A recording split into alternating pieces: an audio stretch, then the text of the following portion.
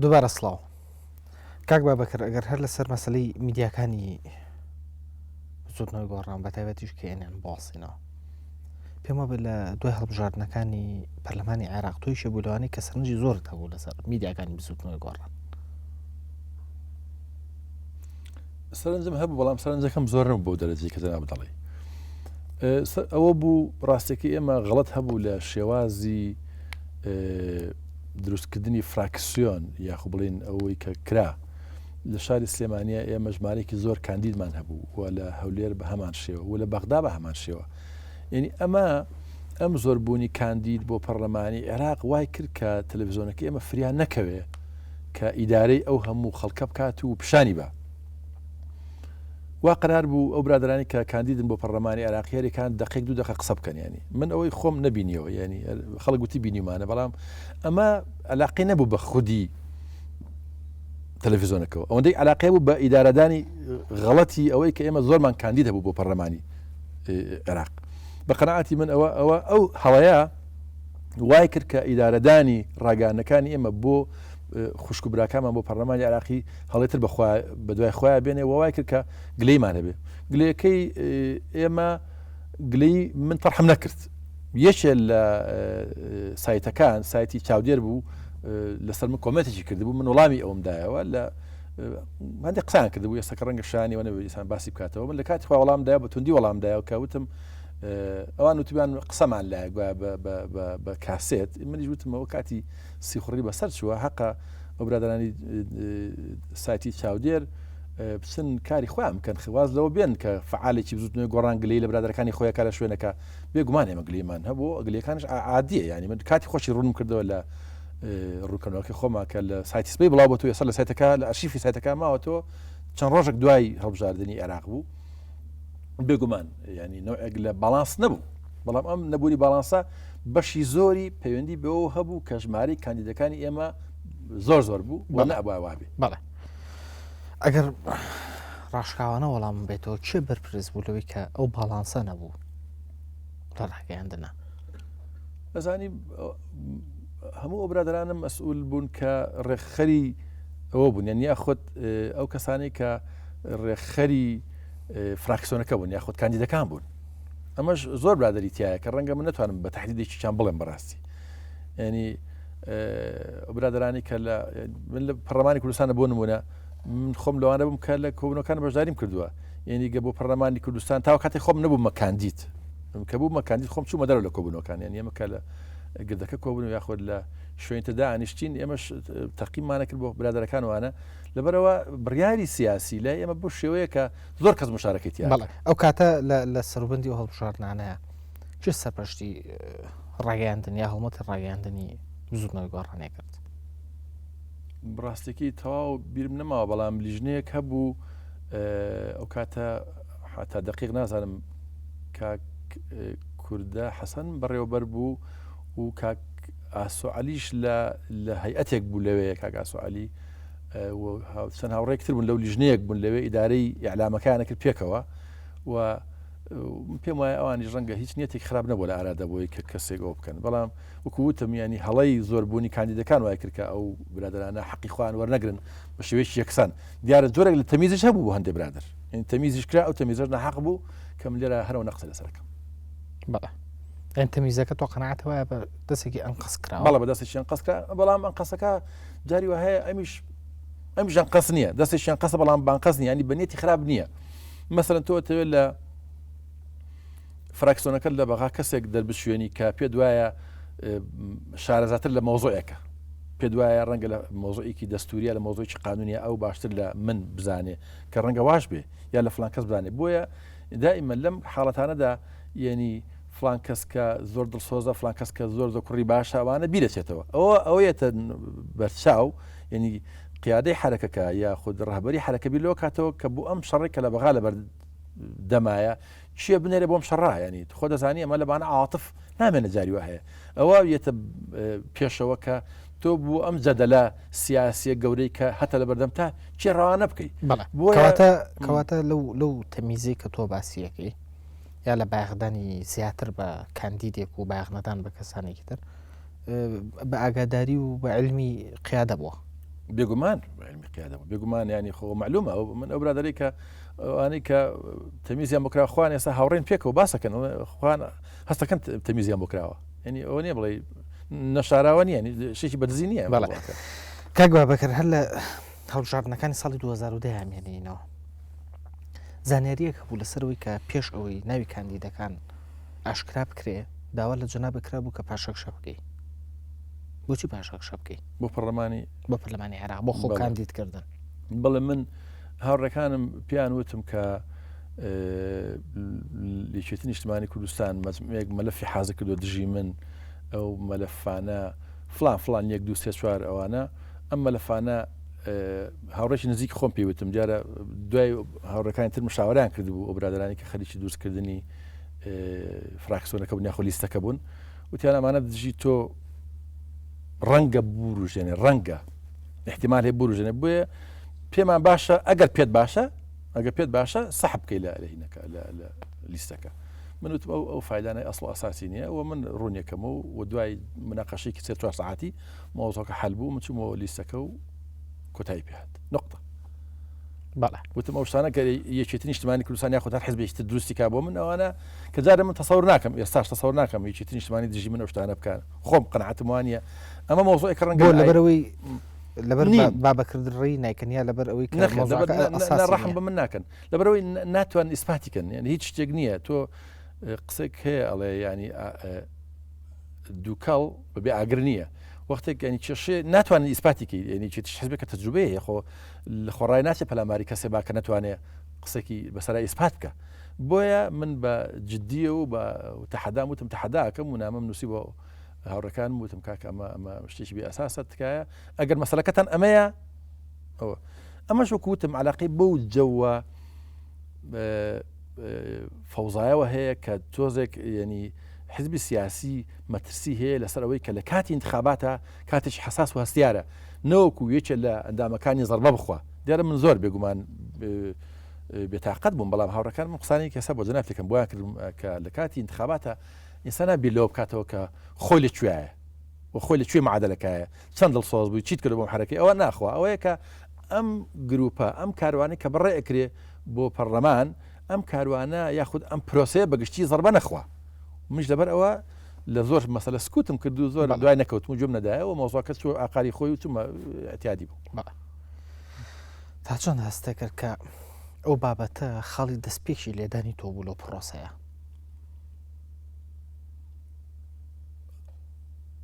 هەستم کرد ینی خەڵکانێک هەیە کە لەناو ئەم بزوتنەوەیدا تۆی ناوێ منی ناوێ بەڵام ئەمە ئاسایی وەرێگرم من زۆر ئاسایی وەرەگرم دیارە دوای ئەو تەجوبانە ئاسایی وەرەگرم چونکە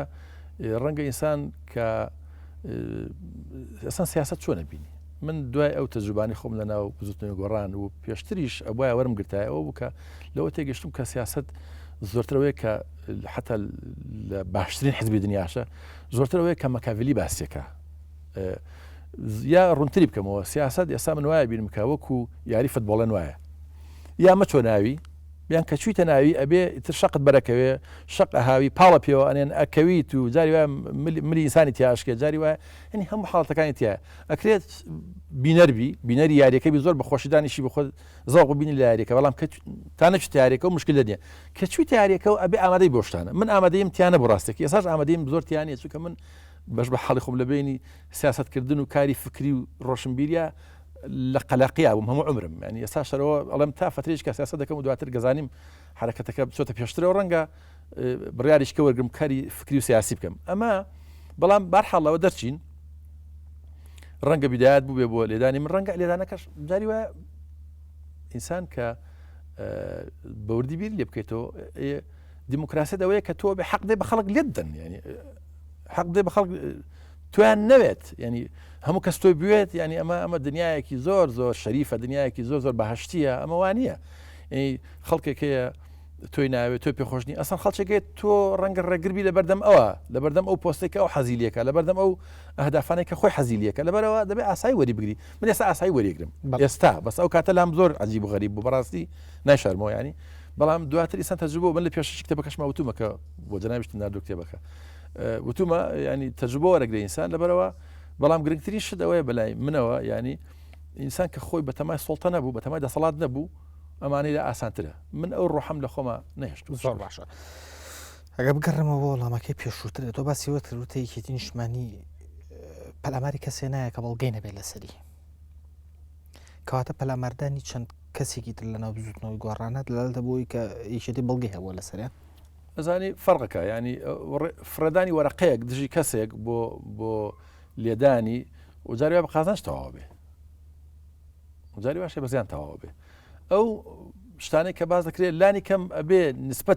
نسبەتێک لە منطقی تیاابێ ینی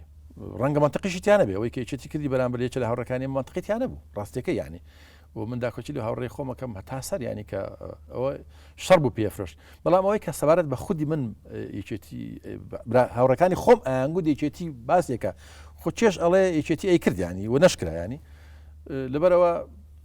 تەسەورەکەم ینی حزبی سیاسی یاخود دەوڵەتێک ئەبێ هەندێک جار کە شتێکە منطقی تابێکە بیکە ئەوەی کە علاقی بە خودی منەوە هەبوو منطقیتیانە بوو و طرح نەکرا و هەت کاتێکیش طرحی بکە خۆ وەڵام هەیە بێگومان قانون هەیە شتێ زۆر باشە کاک بابەکر بەپی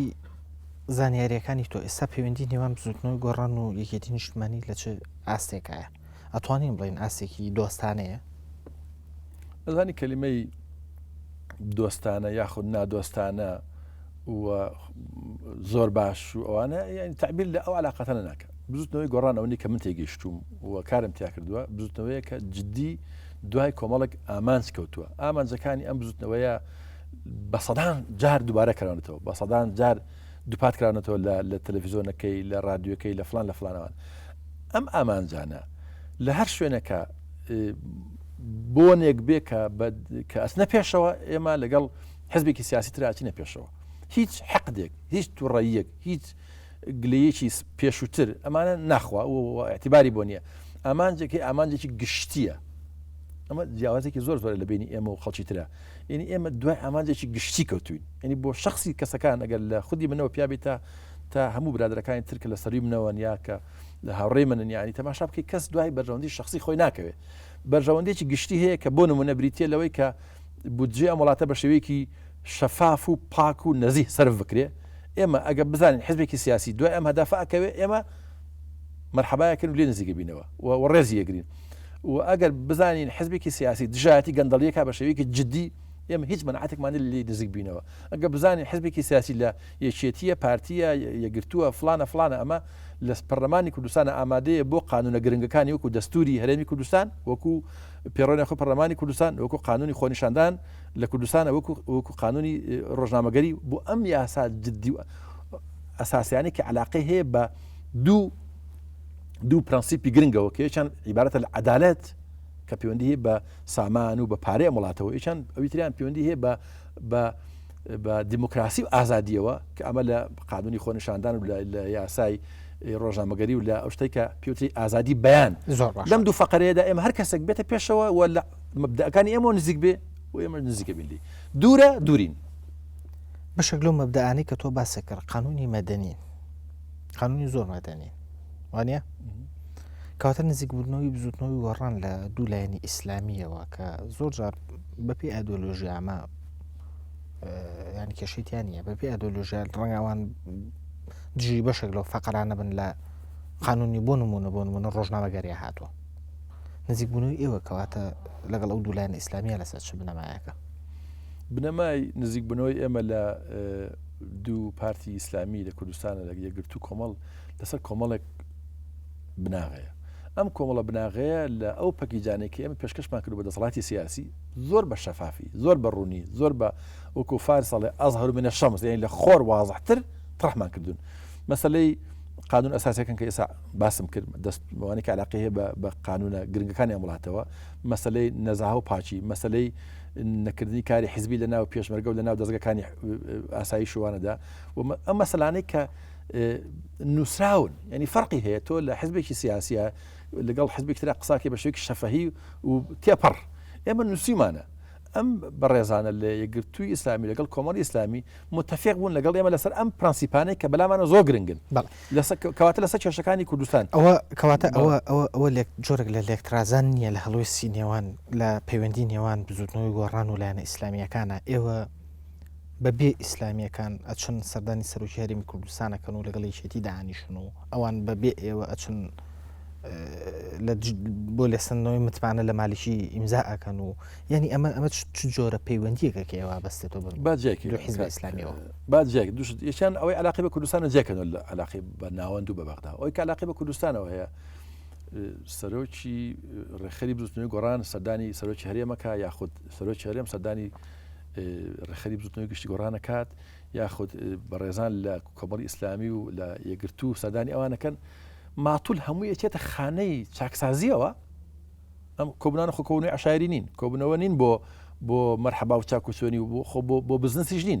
باشی سیاسی جدی ئەگەر هەنگاوی بۆ نمونە ئەگەر هەنگاوی واژۆکردنی لێسەندنەوەی متمانە لە مالیکی بچێتە بابی چاکسازیەوە کاتە بۆ بزوتنەوەی گۆڕان واژۆی نەکرد من وتم بەغدا جیاب بکەینەوە جەناب ئەگەر ڕێگام دەبێ مەسەر ئەوە ینی لە مەسلەی ناو خۆدا ئێمە متفقین بە شێوەیەکی گشتی و ئێمە پەرکیجەکان ینی ئەو خاڵانی کە دامانە بە دەسەڵاتی سیاسی کە ئێمە ئەمە خاڵەکان 1 2 3 4 تا 6 ئەم بەڕێزانە لەم دوو حیزبە لەگەڵ ئێمە متفق بوون و شەڕیان بۆ کردووە هاتوون لە بەردەکی سەرا مزاهرەیان کردو خۆنیشاندانیان کردو لێدانیان خواردووە سجنیان خواردووە مقڕیان سوتاوە فلان ئەوان هاتوونە مایان کردووە و تا ئەو کاتێک لەسەر ئەم مەبدەانە ئەوان خەبا دەکەن تێکۆشانەکەن شێلگیرن جددین ئێمەش لەگەڵەوانین ئەوانش لەگەڵ ئێمە ئەمە شتێکی ئاساییە کەی ئەوان لەو خاڵانە پاشگەز بوونەوە یاخود پیان وا بوو کە ئەمانە بە قازان گیان نییە ئەوە ئیرادەی خۆیانە لەسەر سەبارەت بەبەخە ئەوان ئازادن چۆ بیرەکەنەوە و ئێمەش ئازادن چۆ بیرەکەنەوە و ئەوە نابێتە مایەی لێکترازانی ئەم دوو حیزبە یان حیزبانە کاتە بە ئێمە لەسەر ئاسی کوردستان بمێنینەوانێ خۆت قەنەعەتێ بەوە نییە کە ئێوە وەکولایەنەکانی ئۆپۆزیسیۆنی یەکگرتووی ئیسلامی کوردستانتان لە ڕووداوەکانی بەدینانە بە تەنیا بەجێهێشت نەخێر هەڵوێستان چی بوو بەرامبەر یەکگرتوو کرا ئێمە هەڵوێستمان محکومکردن بوو بە ڕسمی بزوتنەوەی گۆڕان لە زمانی وتەبێژەوە و بە ڕسمی بەنامەیەکی تایبەت و بەنامێکی چەند قۆڵی دەرکرا سەبارەت بەوە محکوممان کردووە و کادرەکانی ئێمە حتا من خۆم لە تەلەڤیزۆنی یەکگرتووی ئیسلامی سەعاتی قسەمان کردووە برا هاوڕەکانی ترمان خەڵکی تر لە چالەگوانەکانی گۆڕان قسەمان محکوممان کردووە و ئێمە وەختێک کە تۆ لە وڵاتێکە ئۆپۆزیسیۆنی 1 2 ئەتەوێ خەباتێکی مەدەنی و سیاسی بکەی چیەکەی ئێمە مزاهرەمان کردووە لێماندرا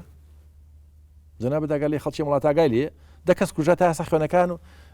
بە فێڕۆ چووە کەس سزا نەدراوە و ئێمە ئتر محکومیەکەین بە شێوی سیاسی و بە شێوی ئەخلاقی یعنی ئێمە وتومانە ئەم سووتاندنی مەقەڕاتی یەکگرتووی ئیسلامی کارێکی محکومە وتومانە کللتوری سووتاندن کللتورێکی محکومە کللتوری لێدانی ناحەزەکانی خۆت نارەکانی خۆت بە شێوەی توندوتیش محکومە و خەڵکی ئەم وڵاتەمان هوشار کردوتەوە لەسەر مەسەلەیە دانەنیشتوین ینی هەر بە قسە لە ئەشکەوتێکە ئێمە مکەبەرێ دەستە بگرین و قسە بکەین چین لە ناو خەڵکە قسەمان کردو لە تەلەڤیزۆنی خۆمانەوە لە شوێنەکانی ترا لە میدیاکانی ترەوە قسەمان کردووە وتمانە ئەی خەڵکی کوردستان لە منطقەی بادینە لە فلان شوێن برادرانی یەکگرتوو هەر حیزبێکی تری سیاسی جگە لە یەکگرتوو مقڕەکەی بسووتیان لێ محکومە ینی مەسەلەکە ئەوە نییە ئەمە یەکگرتووە جیاوازی بیر و ڕای لەگەڵ فلان هەیە فیسار هەیە ینی ئەمە ناکرێت تۆ کەسێک لەگەڵ تو ناتە بابوو بچی ماڵەکەی بسووتێنی ئەمە وتمانە ترساندنە ئەمە تۆقاندنی خەڵکە کاتی خۆ محکوممان کردەوە پێم وایە ئێمە قەرزاری کەس نین لەڕۆ کاک بابەکر ئەگەر لە کوردستانەوە ڕۆینە مەسەلەکانی قەیرانەکەی ئێستای عێراق بۆچی بزوتنەوەی گۆڕان واژۆی لەسەر لەسەندنەوەی متمانە لە مالیکی نەکرد لەبەر دوو شت یەکیانەوەی کە مالیکی مەدامە نەناوە زۆرمانم قسەی کردووە مالیکی لە ئیتفاقی هەولێر و پێش هەولێر و لە ساڵەکانی زووەوە ئەو بەڕێزانەی کە لەگەڵیان نزیک بوون هێناویانە و ئێستا تەسبیت بووە لە مۆقع لە بەغدا و ئێستا جێگیر بووە و باز دەکرێ و بە حەقیش باز دەکرێنی ئەو شتانی کە باز دەکەن لەسەری ڕاستە لە مۆزوعی پێشەکردنی دەستورە لە مۆزوعی محارەبەکردنی مادەی سەوچلە لە مۆزوعی نەوت و غازە لە مۆزوعەکانی تری ینی قۆڕەخکردنی دەسەڵاتە ئەمان هەمووی ڕاستە بەڵام چێ ماندوو بووە بەهێنانیەوە بە هەر ئەویش ماندوو بێ بەلابردنیەوە ئەمە نقطەیەکی خاڵێکی تر ئەوەیە کە شێوازی ئیدارەدانی ئەم جەدەلە لەگەڵ بەغدا شێوازێکە کە ئێمە پێمان باش نەبوو یا من شخصی خۆم ڕێی خۆمەڵم تەمان لێرە من پێم وایە ئەوایە زەمینە سازی بکرێ بۆ ئەوەی کە لەگەڵ مالیشی ئەم مناقەشەیە بکرێ لە بەغدا ئێمە کورد گۆڕانە کورد ژمارەیەک پەرلەمانتاری زۆری هەیە نزیکی 6 کەسی هەیە ژمارەیەک وەزیر و جێگر وەزیری هەیە هەموو خەڵکی ناسرا و ماشەڵڵا هەموو عالەمان ناسێ ئەکرا ئەمانە تحریک بکرێن قسە بکەن لەسەر مالیکی و بەرچاوی ئەم ملەتە ئێمە ڕوونکەنەوە کە بەڵێ مالیکی لە فلان ڕۆژە لەناو جێش عێراقیا فلان شتی کرد و بابەکر زێباری هات لە هەولێر مؤتەمەرێکی سوحەفی کرد و کەم و کوڕەکانی مالیکی کەشف کرد بۆ خەڵکی کوردستان بۆ خەڵکی عێراقیش کە مالیکی واکە نایڵێ کورد بۆ نمونە لەناو جێش عێراقی هەبێ بۆ نمونە کاک بشار زێباری سەفەرێکی خۆی بۆ میسر یا بۆ وڵاتێکی تر ڕائەگرێتەوە لە بەغا کۆنفرانسێکی سەحەفیە کا دەڵێ کاکە لەگەڵ مالیکی ئیش ناکرێت چونکە لە سەر دەستور وا ئاکات و ئاکات بۆ نمونە فلان کاک لەتیف ڕەشیدا کاک فلان ئەم هەموو وەزیرە و گوزیرە هەیە لە بەغا بە ئەوان قسە بکەن یعنی قاعیدەکە لای ئێمە ئەوایە کە سەرۆک ڕئیس قسەکەری ئەخیر بێت لە مەسەلەکانە بۆ ئەوەی کە مەجالێکە بێ بۆ گفتوگۆ بۆ مناقەشە مەجالێکە بێ بۆ پاشەکشێ مەجالێکە بێ بۆ ئەوەی کە هەموو وەرەقەکان فڕە نەدرێ بە یەکجاری ینی بەلای منەوە یاخودەوەی کە من تێگەشتوم لە ناو بزوتنەوەی گۆڕان ئەم دوو خاڵ هەیە یەکیان چۆن هاتووە چۆن هێنراوە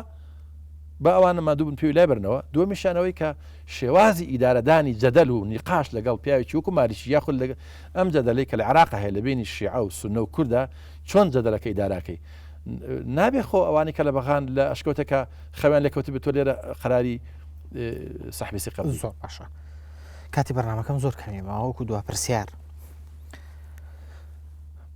مالیکی لەو کاتێککە حکوومەتی پێک هێنا سەرەتا لەگە بزوتنەوەی گۆڕان دانیشتەوە بڕێر بوو ئێوە وەزارەت وەربگرن دوایی وەرتان نەگرت ئێوە لە هاوکێشەکە خرانە دەرەوە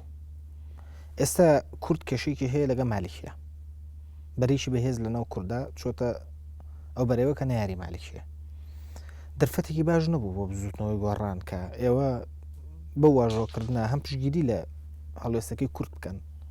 و لە لایەکی کەشەوە تۆڵی ئەو شتێ خۆشتان لە مالیکی بکەنەوەکە لەو کاتا ئێوەی بێبەری کرد لە هاوکێشە سیاسەکان و لە پۆستەکان لە بەغایە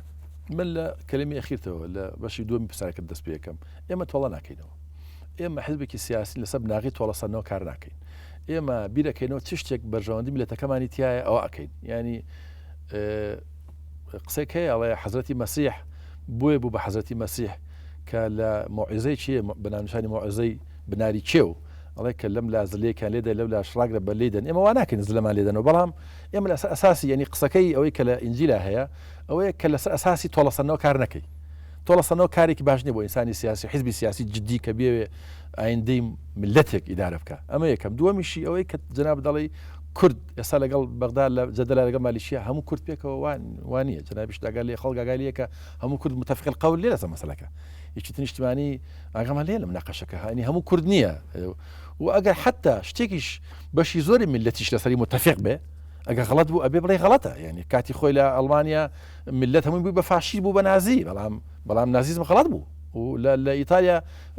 بە مەلای خەڵک دوای فاشیزم کەوت بەڵام فاشیزم غەڵەت بوو یعنی شەر نییە ئەوەی کە بەشی زۆری خەڵک دوایەکەوێ بەبەستمەوە نییە بێڕێزی بکەم بە کەس بەڕاستی بەڵام ئەوەی کە خەڵچێک بە هاش و هوش و هات و هاوار نعرەتە لێبا لەسەر ئێمە کە علاسە لەسەر گۆڕان کە علاسازەوە ئیشی قەومیەکە ئێمە تەسلیمی ئەو جۆرە جەدەلە نابین ئێمە بیرەکەینەوە و ئیشەکەین و ئەو کاتێککە بزانین بە قازانجی بلێتەکەمان ئەو کاتە ئێمە هەڵەستین و لەم مەسەلێدا ئێمە بێلایەنین بەڵام ئاگامان لە مەسەلەکان تەرەقوب بکەین یعنی بێموبالات نین جیاوازێکی زۆرە لە بینی بێلایەنی لەگەڵ بێموبالاتی بێموبالات نین بە قەزێکە بەردەوام برادەرەکانی ئێمە خەڵگە بینن و خەریکی لەگەڵ مەسەلەکە بابەکرد ڕێی ڕێگەری گشتی کۆمپانیای وشە زۆر سپاس بۆ ئامادەبوونێت بەڕێزان بۆ سنج و تێبنیەگەتوان لە ڕگەی مەڵەدرەسی بە ڕاشکاوی ADNRTTV.com پەیوەندیمان پێ بکەن تا هەفتەی ئایندە و